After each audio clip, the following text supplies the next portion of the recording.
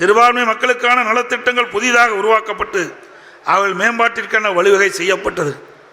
பொய்யான தகவல்களை சொல்லி சிறுபான்மை மக்களை தொடர்ந்து ஏமாற்றி வரும் திமுக அரசின் கபட நாடகத்தை மக்கள் புரிந்து கொள்ள வேண்டும். சிறுபான்மை மக்களுக்கென்று எந்த ஒரு நன்மையும் செய்யாமல் வாய்ச்சவடால் பேசி வாக்குகளை மட்டும் பெறக்கூடிய தந்திரவாதிகள் திமுகவினர். எனவே நான் புரட்சி தலைவர் அவர்கள் திமுக ஒரு தீய சக்தி, மக்கள் விரோத ஏமாற்று பேர்வழிகள் என அடையாளப்படுத்தினார்.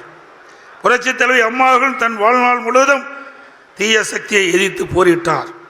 விடியா திமுக ஆட்சி பொறுப்பேற்ற முதல் தமிழக மக்கள் பல்வேறு வகையில் துன்பங்கள் அனுபவித்து வருகின்றனர்.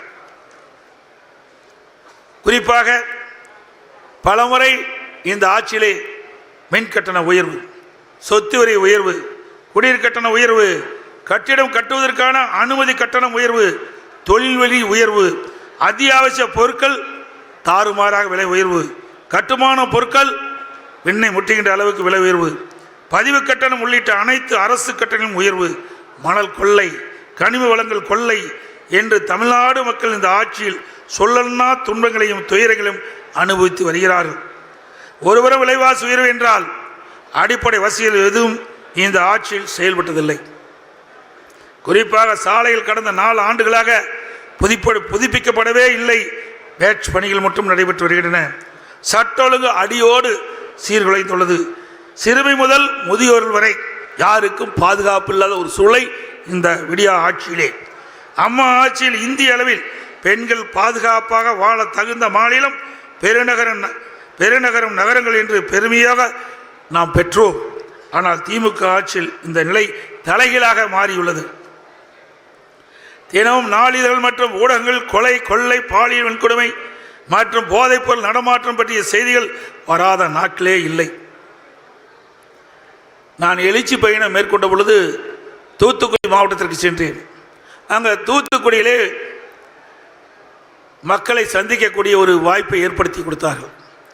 அந்த மக்கள் சந்திப்பு நிகழ்ச்சியிலே 2 பேராயர்கள் கலந்து கொண்டார்கள்.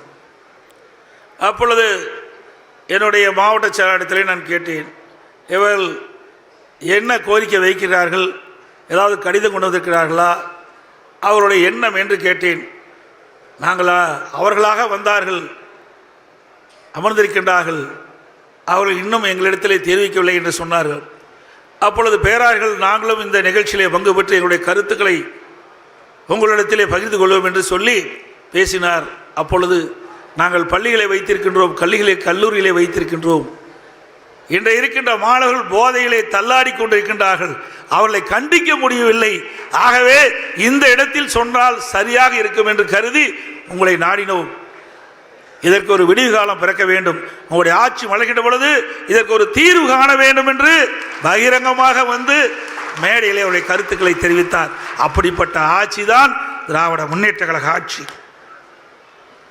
எனவே மக்கள், குறிப்பாக சிறுபான்மை சமுதாய மக்கள் வருகின்ற தேர்தலில் விழிப்போடு செயல்பட்டு தீய சக்திகளை அடையாளம் கண்டு அவர்களை ஆட்சி அதிகாரத்திலிருந்து அப்புறப்படுத்தி தமிழகத்திலே நடக்கின்ற சீர்கேடுகளை களைய அனைத்து இந்திய அண்ணா திராவிட முன்னேற்ற கழகத்தோடு அனைத்து இந்திய அண்ணா திராவிட முன்னேற்ற கழகத்திற்கு முழு ஒத்துழைப்பு நல்குமாறு அனைவரையும் அன்போடு இந்த நேரத்திலே கிறிஸ்தவ பெருமக்களை கேட்டுக்கொள்கின்றேன். ஜாதி மதங்களுக்கு அப்பாற்பட்டு உண்மையான மதச்சார்பற்ற சமூக நல்லிணக்கத்தை பேணுகின்ற தமிழக மக்களின் வளர்ச்சிக்காக தொடர்ந்து பாடுபடுகின்ற அனைத்து இந்திய அண்ணா திராவிட முன்னேற்ற கழக கூட்டணி ஆதரிக்கும்படி அன்போடு வேண்டுகிறேன். எனக்கு முன்னாலே மரியாதைக்கு முனைவர் KS மேசக் ராஜா அவர்கள் குறிப்பிட்டார். இன்றைக்கு அற்புதமான நாள். கிறிஸ்துவ பெருமக்கள் மகிழ்ச்சியோடு உங்களோடு நான்